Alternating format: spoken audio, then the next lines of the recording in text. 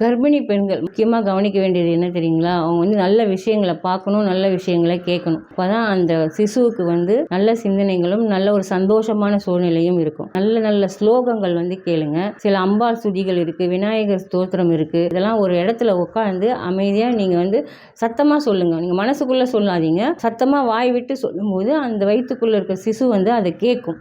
அதை கேட்கும் பொழுது ஒரு பாசிட்டிவ் வைப்ரேஷன் வந்து அந்த குழந்தைக்கு வந்து கிடைக்கும். பிரகலாதனுடைய கதை வந்து உங்களுக்கு தெரியும்.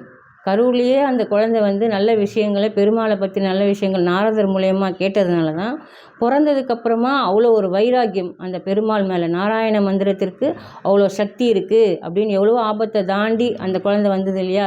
அந்த மாதிரி கருவுற்று இருக்க பெண்கள் எல்லாருமே வந்து இந்த மாதிரி ஸ்லோகங்கள் வந்து உங்களுக்கு எது சுலபமாக வருமோ அதை வந்து நீங்கள் சொல்லுங்கள். நீங்களும் உங்களுடைய குழந்தையும் ஆரோக்கியமாக சுகப்பிரசவமாக ஆகிறதுக்கு என்னுடைய வாழ்த்துக்கள்.